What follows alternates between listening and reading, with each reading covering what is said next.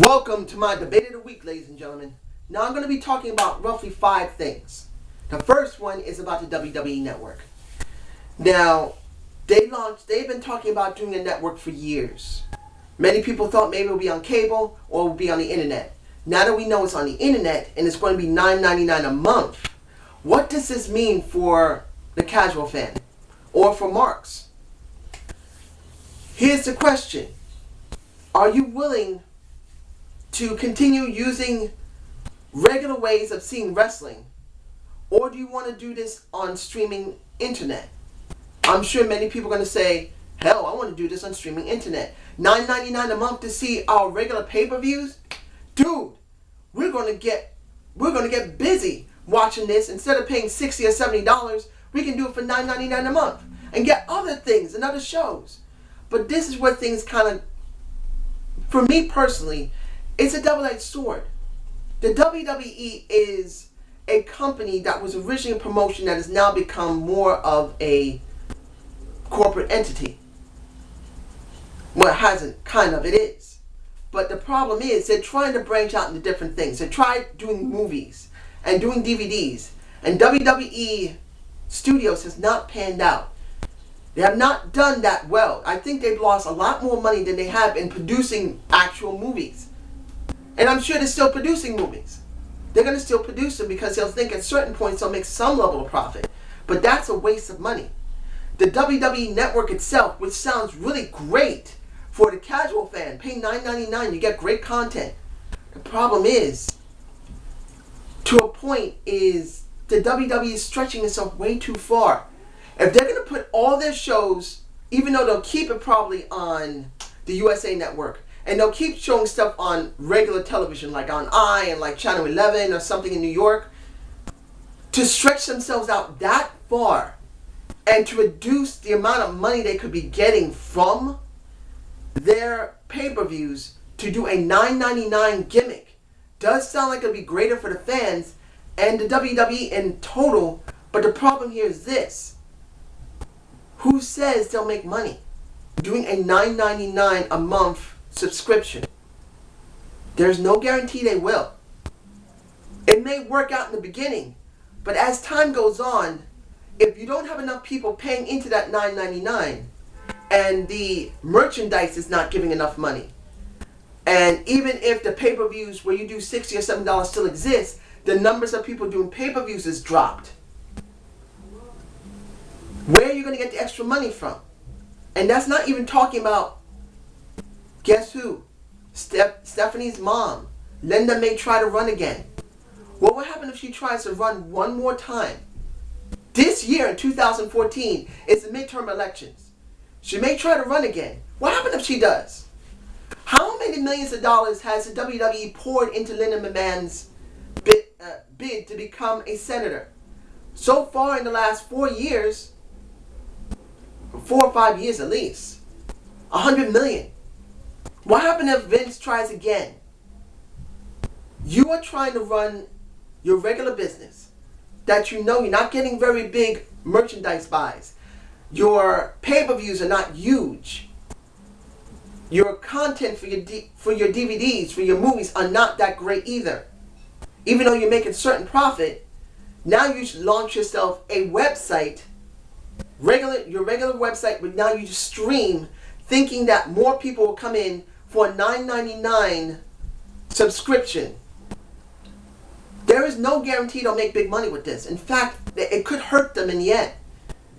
It would have been easy if they condensed their stuff down and just became a regular promotion instead of trying to do so many different things. It would have been better that they not launched the WWE Network until they got rid of WWE Studios, until they got rid of until they got rid of Saturday Morning Slam, until they got rid of Superstars. Keep NXT, keep SmackDown, keep Raw. Condense everything down into a much more condensed product.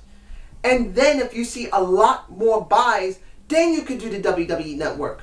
But they've already spread themselves very thin, so there's no guarantee this is going to work. I'm very, very, very nervous for the WWE right now. As much as it's been a pain in the ass, I don't want to see it go away. And this is my fear about it. Now, the next thing I'm going to talk about is the Ultimate Warrior, and who I believe should be the next person to go in. In my last video, I didn't want to talk about it because I want to talk here, but I couldn't hold it. I was always a Warrior fan. I was. Between 17 and 19, I loved the Ultimate Warrior until all the stuff I had to do in school. By 1990 to 91, I had to stop watching wrestling because I had to focus on school. Like I said, from 1990 to 2002, I didn't see wrestling. But very, very sporadically, maybe once a year. Not once every couple of months, maybe once or twice a year I tuned into wrestling. I was always so busy. So, the Ultimate Warrior was one of my favorites. And I'm happy to see that now the Warriors will go and we will go to the ends of the earth. We will find our enemies and we will prevail. The man was epic. Not because the man had the fucking muscles and he was muscular. It wasn't just that he ran down the ring like a lot of people said, 300 miles an hour. It was the way that he pulled you in. It wasn't the fact that he spoke so well. He made no damn sense. Oh my goodness. I remember him saying some stuff that I didn't even understand. I said, yeah, I agree with you. And I didn't understand what the fuck he was saying. But in the end, when it came down to it, it was his charisma that was so strong that the words made no sense. It didn't matter. The words didn't even matter. It was the strength that he put behind those words that drew people in. Like Macho Man Randy Savage could talk well, but sometimes he talked a little weird, but it didn't make a difference because Macho Man's charisma is so great, he was able to pull you in. So I am glad to see the Ultimate Warrior get it. It's going to be a question of how they managed to negotiate this because he's always been kind of pissed about the WWE and his royalties and I believe his trademark being called the Warrior. So they had to do something to get him to go and join the Hall of Fame. And I like to see what he's going to say. He's a very weird and outspoken guy. I've seen some of his YouTube videos. He's just weird. Now, the last people I'm going to talk about will be the Usos, Bryan, and Punk. And I'll combine the Bryan and Punk. I mean, not Bryan and Punk. Bryan and the Usos. Seeing when that match with Bray Wyatt and Daniel Bryan, dealing with the Usos. Like I said, it upset me to see what they did.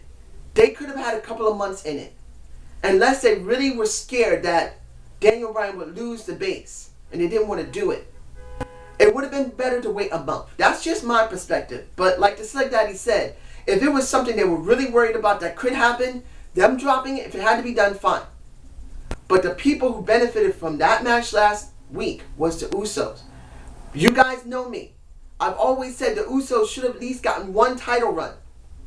One. They have not gained those titles. They have the NXT or the FCW titles. Never the WWE. They should have had them a long time ago. So seeing this makes me quite happy that they opened the show and then they closed the show, winning both times. Hopefully they're going to be pushed. Now, I'm sure a lot of people say, I don't care about the Usos. They have no personality. They don't mean shit. Well, actually, the crowd do love the Usos. I love the Usos. I'm hoping that the Usos do get the championship titles eventually. I don't think they're going to get it now. If the Road Dogg is going after the Brothers Rhodes, they're definitely not getting it now. If the Road Dogg and Billy Gunn, the New Age Outlaws, are going after the Rhodes Brothers and they win those titles, it's a good possibility that the Usos may get it later. But not now. It's not going to happen. But it's obvious that people really want to see the Usos succeed, so this is good to see. But for Daniel Bryan, and coming back to him, what now happens to Bryan? Going forward, I mean, they're going to have a match. It's obvious Bray and Daniel Bryan are going to have a match. But what then for Daniel Bryan? What are they going to do? If Brock Lesnar is going to be going after John Cena or Randy Orton because of the title, that means maybe he's going to be challenging somebody like that. Maybe a Brock Lesnar. I don't know. It really feels very empty for him again.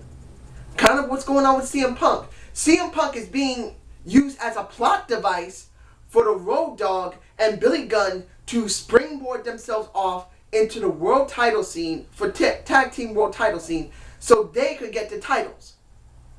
But what now for him? he'll continue dealing with the Shield, and maybe Roman Reigns will finally break out. But then what? You got two guys who really are not doing much. Right now, Daniel Bryan is the most over guy. John Cena is second. CM Punk is a distant third. I mean, it's obvious. That's how it really is. Even though you could say CM Punk is second, you still hear people still cheer for Cena, no matter how little it is. And as far as the company is concerned, Cena is always going to be pushed as number one, even though he's number two. But what's going to happen with Daniel Bryan and CM Punk? I was worried they have nothing for them to do. So I'm hoping they'll give them a program, but really, they're just lost. And in the end, going in 2014, if you see my Impact review, the WWE has not given me a lot of confidence. They acted very scatterbrained. And it worries me, particularly now with the WWE Network. They're going to try and pump out as much content as possible, as often as possible. And when you pump a huge product out, quality control is incredibly important. If there's no quality control, you're going to lose. You can go like this at first until your quality control becomes a problem, and you will go down. The WWE Network could cause the downfall of the WWE's main product, which is wrestling. It may still make a profit, but in the end, you will hurt the fans. You will hurt the wrestlers. And what then? Why would we care? That's just my opinion. So I hope you enjoyed this debate of the week. Give me a comment below. I'd like to know how you feel about this. And have a good day.